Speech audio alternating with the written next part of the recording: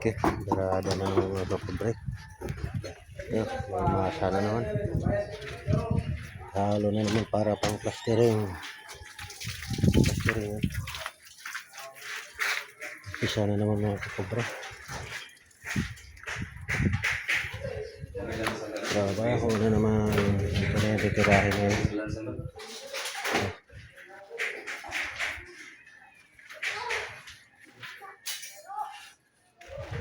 Wala pinakamanipis nga kuan.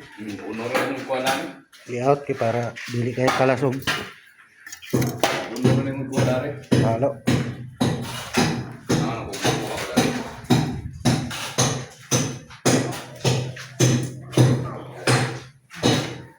Dito.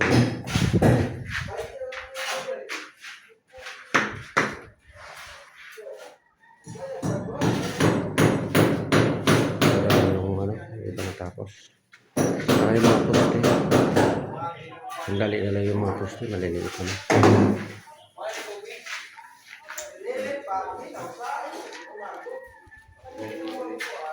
lubog rin diri brado abulong sa pawin na lang kaya makita na diri sa kuan sa bikat sa hamba.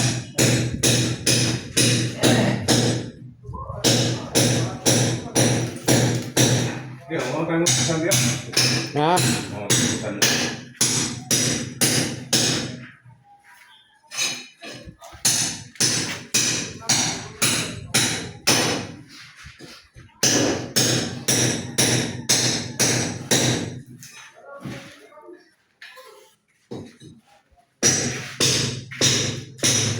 Kami na ako dito kaso lang hindi pa natapos lahat yung mga uling. Ipatapos muna yung mga uling lahat. Dito pa lang yung natapos sa kwarto. Uling.